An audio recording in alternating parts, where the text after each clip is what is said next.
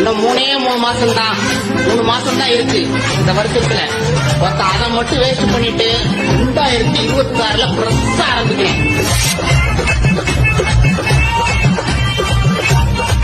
மாமலே மங்களாயி வந்தடா லேபுலே பைண்டாயத்த ரூட்ல உயிந்த விட்ட சாட்டுல பைண்டாயத்த ரூட்ல உயிந்த விட்ட சாட்டுல சிங்கள போட்டு சிரிப்ப மிட்டாய்க்கு சால சால சால சால சால சால